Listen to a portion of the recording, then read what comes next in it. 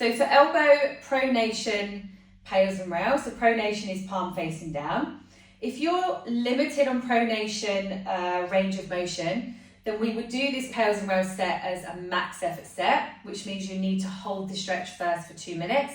If you're doing this more from a connective tissue architecture point of view, then you don't need to hold the stretch, but it will be a longer duration pails contraction for a lower intensity. So I'm going to use my left hand here, and I've got like a dowel, a light stick here.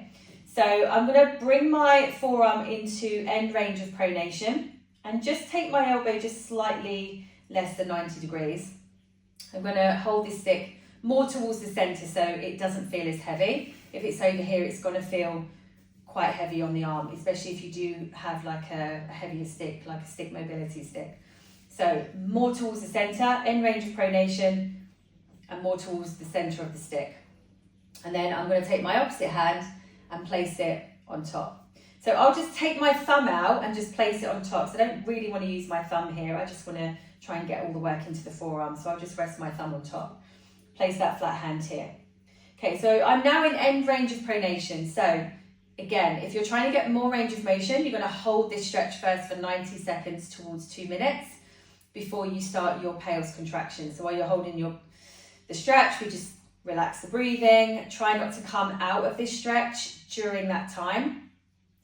And our pails contraction is effectively trying to get the opposite of what we've got. So I'm in a pronation position of the forearm. Pails is where I'm trying to turn the forearm into supination. I'm in end range now, and my hand is blocking that from happening. So I'm trying to drive the stick up into my right hand for my pails contraction. Okay, so if you're going for max effort, you'd hold this for no longer than 5 to 8 seconds at a max effort set for more range of motion. Connective tissue architecture is lower intensity for a longer duration.